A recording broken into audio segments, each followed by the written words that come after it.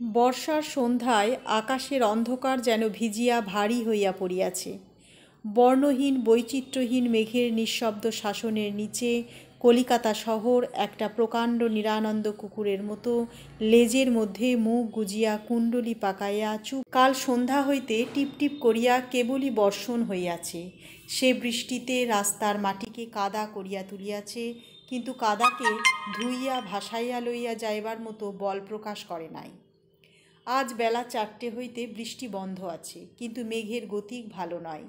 এইরূপ আসন্ন বৃষ্টির আশঙ্কায় সন্ধ্যাবেলায় নির্জন ঘরের মধ্যে যখন মন টেকে না এবং বাহিরেও যখন আরাম পাওয়া যায় না, সেই সময়টাতে দুটি লোক একটি তেতলা বাড়ির স্যাঁতসেঁতে ছাতে দুটি বেতের মোড়ার ওপর বসিয়া আছে। এই দুই বন্ধু যখন ছোট ছিল তখন স্কুল হইতে ফিরিয়া আসিয়া এই ছাতে ছুটোছুটি খেলা করিয়াছে। পরীক্ষার পূর্বে উভয়ে চিৎকার করিয়া পড়া আবৃত্তি করিতে করিতে এই ছাতে দ্রুত পদে পাগলের মতো পায়চারি করিয়া বেড়াইয়াছে। গ্রীষ্মকালে কলেজ হইতে ফিরিয়া রাত্রে এই ছাতের উপরেই আহার করিয়াছে।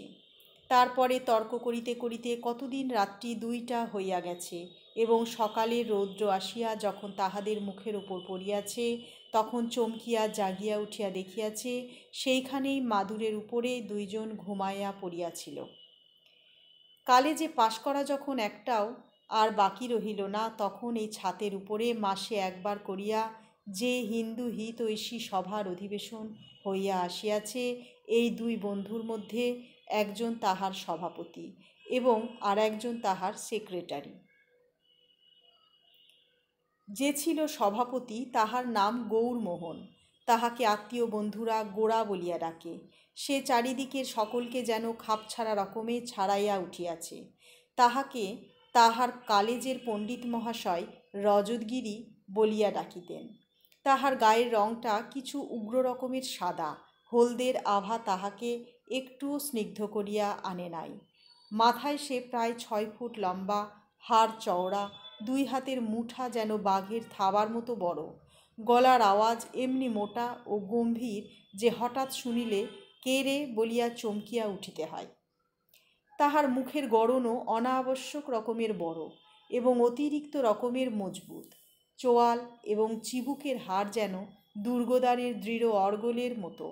চোখের উপর ভুরু রেখা নাই বলিলেই হয় এবং সেখানকার কপালটা কানের দিকে চওড়া হইয়া গেছে। ওষ্ঠাধর পাতলা এবং চাপা, তাহার উপরে নাকটা খাঁড়ার মতো ঝুঁকিয়া আছে। 2 চোখ ছোট কিন্তু তীক্ষ্ণ।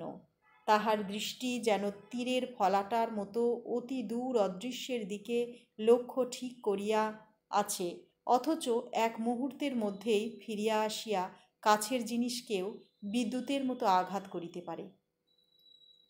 গৌরকে দেখিতে ঠিক সুশ্রী বলা যায় না, কিন্তু তাহাকে না দেখিয়া থাকিবার জো নাই। সে সকলের মধ্যে চোখে পড়িবেই। আর তাহার বন্ধু বিনয় সাধারণ বাঙালি শিক্ষিত ভদ্রলোকের মতো নয়, অথচ উজ্জ্বল স্বভাবের সৌকুমার্য ও বুদ্ধির প্রখরতা মিলিয়া তাহার মুখশ্রীতে একটি বিশিষ্টতা দিয়াছে। কলেজে সে বরাবরই উচ্চ নম্বর ও বৃত্তি পাইয়া আসিয়াছে। গোরা কোনো মতেই তাহার সঙ্গে সমান চলিতে পারিত না। পাঠ্য বিষয়ে গোরার তেমন আসক্তি ছিল না। বিনয়ের মতো সে দ্রুত বুঝিতে এবং মনে রাখিতে পারিত না। বিনয়ই তাহার বাহন হইয়া কলেজের পরীক্ষা কয়টার ভিতর দিয়া নিজের পশ্চাতে তাহাকে টানিয়া পার করিয়া আনিয়াছে। গোরা বলিতেছিল, শোনো বলি, অবিনাশ যে ব্রাহ্মদের নিন্দে করছিল তাতে এই বোঝা যায় যে লোকটা বেশ সুস্থ স্বাভাবিক অবস্থায় আছে। এতে তুমি হঠাৎ অমন খাপা হয়ে উঠলে কেন? বিনয়, কি আশ্চর্য! এ সম্বন্ধে যে কোনো প্রশ্ন চলতে পারে তাও আমি মনে করতে পারতুম না। গোরা, তা যদি হয় তবে তোমার মনে দোষ ঘটেছে। একদল লোক সমাজের বাঁধন ছিঁড়ে সব বিষয়ে উল্টো রকম করে চলবে, আর সমাজের লোক অবিচলিতভাবে তাদের সুবিচার করবে, এ স্বভাবের নিয়ম নয়। সমাজের লোকে তাদের ভুল বুঝবেই। তারা সোজাভাবে যেটা করবে এদের চোখে সেটা বাঁকাভাবে পড়বেই। তাদের ভালো এদের কাছে মন্দ হয়ে দাঁড়াবেই। এইটাই হওয়া উচিত। ইচ্ছামতো সমাজ ভেঙে বেরিয়ে যাওয়ার যতগুলো শাস্তি আছে এও তার মধ্যে একটা। বিনয়: যেটা স্বাভাবিক সেইটাই যে ভালো, তা আমি বলতে পারি নে। গোরা একটু উষ্ণ হইয়া উঠিয়া কহিল, আমার ভালোই কাজ নেই। পৃথিবীতে ভালো দু চারজন যদি থাকে তো থাক, কিন্তু বাকি সবাই যেন স্বাভাবিক নয়, নইলে কাজও চলে না, প্রাণও বাঁচে না। ব্রাহ্ম হয়ে বাহাদুরি করবার শখ যাদের আছে, অব্রাহ্মরা তাদের সব কাজেই ভুল বুঝে নিন্দে করবে, এটুকু দুঃখ তাদের সহ্য করতেই হবে। তারাও বুক ফুলিয়ে বেড়াবে, আর তাদের বিরুদ্ধ পক্ষ তাদের পিছন পিছন বাহবা দিয়ে চলবে। জগতে এটা ঘটে না, ঘটলেও জগতের সুবিধে হতো না। বিনয়: আমি দলের নিন্দের কথা বলছি নে, ব্যক্তিগত। গোরা: দলের নিন্দে আবার নিন্দে কিসের? সে তো মতামত বিচার। ব্যক্তিগত নিন্দেই তো চাই। আচ্ছা সাধু পুরুষ, তুমি নিন্দে করতে না? বিনয়: করতুম, খুবই করতুম, কিন্তু সেজন্যে আমি লজ্জিত আছি। গোরা তাহার ডান হাতের মুঠো শক্ত করিয়া কহিল, না বিনয়, এ চলবে না, কিছুতেই না। বিনয় কিছুক্ষণ চুপ করিয়া রহিল, তারপরে কহিল, কেন, কি হয়েছে? তোমার ভয় কিসের? গোরা: আমি স্পষ্টই দেখতে পাচ্ছি তুমি নিজেকে দুর্বল করে ফেলেছ। বিনয় ঈষৎ একটুখানি উত্তেজিত হইয়া কহিল, দুর্বল? তুমি জানো আমি ইচ্ছে করলে এখনই তাদের বাড়ি যেতে পারি। তারা আমাকে নিমন্ত্রণ করেছিলেন, কিন্তু আমি যাইনি। গোরা: কিন্তু এই যে যাওনি, সেই কথাটা কিছুতেই ভুলতে পারছো না। দিনরাত্রি কেবল ভাবছো যাইনি যাইনি, আমি তাদের বাড়ি যাইনি। এর চেয়ে যে যাওয়াই ভালো। বিনয়: তবে কি যেতেই বলো? গোরা নিজের জানু চাপড়াইয়া কহিল, না, আমি যেতে বলি নে। আমি তোমাকে লিখে পড়ে দিচ্ছি, যেদিন তুমি যাবে সেদিন একেবারে পুরোপুরি যাবে। তার পরদিন থেকেই তাদের বাড়ি খানা খেতে শুরু করবে এবং ব্রাহ্ম সমাজের খাতায় নাম লিখিয়ে একেবারে দিগ্বিজয়ী প্রচারক হয়ে উঠবে। বিনয়: বলো কি তারপরে? গোরা: আর তারপরে মরার বাড়া তো গাল নেই। ব্রাহ্মণের ছেলে হয়ে তুমি গো ভাগাড়ে গিয়ে মরবে। তোমার আচার বিচার কিছুই থাকবে না। কম্পাস ভাঙা কাণ্ডারির মতো তোমার পূর্ব পশ্চিমের জ্ঞান লোপ পেয়ে যাবে। তখন মনে হবে জাহাজ বন্দরে উত্তীর্ণ করাই কুসংস্কার, সংকীর্ণতা, কেবল না হোক ভেসে চলে যাওয়ায় যথার্থ জাহাজ চালানো। কিন্তু এসব কথা নিয়ে বকাবকি করতে আমার ধৈর্য থাকে না। আমি বলি, তুমি যাও, অধঃপাতের মুখের সামনে পা বাড়িয়ে দাঁড়িয়ে থেকে আমাদের শুদ্ধ কেন ভয়ে ভয়ে রেখে দিয়েছ? বিনয় হাসিয়া উঠিল, কহিল, ডাক্তার আশা ছেড়ে দিলেই যে রোগী সবসময় মরে তা নয়। আমি তো নিদেনকালের কোনো লক্ষণ বুঝতে পারছি নে। গোরা: পারছ না? বিনয়: না। গোরা: নাড়ি ছাড়ে ছাড়ে করছে না? বিনয়: না, দিব্যি জোর আছে। গোরা: মনে হচ্ছে না যে শ্রীহস্তে যদি পরিবেশন করে তবে ম্লেচ্ছের অন্নই দেবতার ভোগ? বিনয় অত্যন্ত সংকুচিত হইয়া উঠিল, কহিল, গোরা বস, এইবার থামো। গোরা: কেন, এর মধ্যে তো আবরুর কোনো কথা নেই। শ্রীহস্ত তো অসূর্যস্পর্শ নয়। পুরুষ মানুষের সঙ্গে যার শেক হ্যান্ড চলে, সেই পবিত্র করপল্লবের উল্লেখটি পর্যন্ত যখন তোমার সহ্য হলো না, তদা না সংশে মরণাই সঞ্জয়। বিনয়: দেখো গোরা, আমি স্ত্রী জাতিকে ভক্তি করে থাকি। আমাদের শাস্ত্রেও গোরা স্ত্রী জাতিকে যেভাবে ভক্তি করছো তার জন্যে শাস্ত্রের দোহাই পড়ো না। ওকে ভক্তি বলে না, যা বলে তা যদি মুখে আনি তো মারতে আসবে। বিনয়: এ তুমি গায়ের জোরে বলছো। গোরা: শাস্ত্রে মেয়েদের বলেন পূজার্য গৃহদীপ্তিয়। তারা পূজার্যা, কেননা গৃহকে দীপ্তি দেন। পুরুষ মানুষের হৃদয়কে দীপ্ত করে তোলেন বলে বিলিতি বিধানে তাদের যে মান দেওয়া হয় তাকে পূজা না বললেই ভালো হয়। বিনয়: কোনো কোনো স্থলে বিকৃতি দেখা যায় বলে কি একটা বড় ভাবের উপর ওরকম কটাক্ষপাত করা উচিত? গোরা অধীর হইয়া কহিল, বিনু, এখন যখন তোমার বিচার করবার বুদ্ধি গেছে তখন আমার কথাটা মেনেই নাও। আমি বলছি, বিলিতি শাস্ত্রে স্ত্রীজাতি সম্বন্ধে যে সমস্ত অত্যুক্তি আছে তার ভিতরকার কথাটা হচ্ছে বাসনা। স্ত্রীজাতিকে পুজো করবার জায়গা হলো মার ঘর, সতীলক্ষ্মী গৃহিণীর আসন। সেখান থেকে সরিয়ে এনে তাদের যে স্তব করা হয় তার মধ্যে অপমান লুকিয়ে আছে।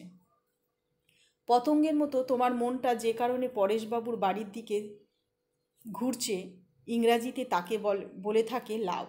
কিন্তু ইংরেজের নকল ওই লাভ ব্যাপারটাকে সংসারের মধ্যে একটা চরম পুরুষার্থ বলে উপাসনা করতে হবে। এমন বাদরামি যেন তোমাকে না পেয়ে বসে। বিনয় কষাহত তাজা ঘোড়ার মতো লাফাইয়া উঠিয়া কহিল, আহ গোরা, থাক, যথেষ্ট হয়েছে। গোরা, কথায় যথেষ্ট হয়েছে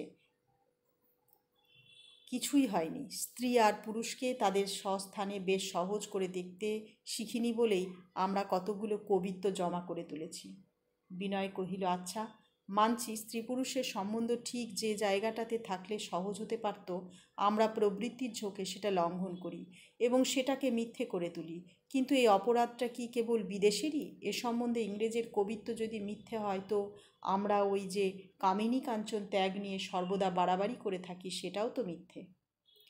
মানুষের প্রকৃতি যা নিয়ে সহজে আত্মবিস্মৃত হয়ে পড়ে, তার হাত থেকে মানুষকে বাঁচাবার জন্যে কেউ বা প্রেমের সৌন্দর্য অংশকেই কবিত্বের দ্বারা উজ্জ্বল করে তুলে তার মন্দটাকে লজ্জা দেয়, আর কেউ বা ওর মন্দটাকেই বড় করে তুলে কামিনী কাঞ্চন ত্যাগের বিধান দিয়ে থাকে। ও দুটো কেবল দুই ভিন্ন প্রকৃতির লোকের ভিন্ন রকম প্রণালী। একটাকেই যদি নিন্দে করো, তবে অন্যটাকেও রেয়াত করলে চলবে না। গোরা, না, আমি তোমাকে ভুল বুঝেছিলুম। তোমার অবস্থা তেমন খারাপ হয়নি। এখনও যখন ফিলোজফি তোমার মাথায় খেলছে, তখন নির্ভয়ে তুমি লাভ করতে পারো। কিন্তু সময় থাকতে নিজেকে সামলে নিও। হিতৈষী বন্ধুদের এই অনুরোধ। বিনয় ব্যস্ত হইয়া কহিল, আহ, তুমি কি পাগল হয়েছ? আমার আবার লাভ?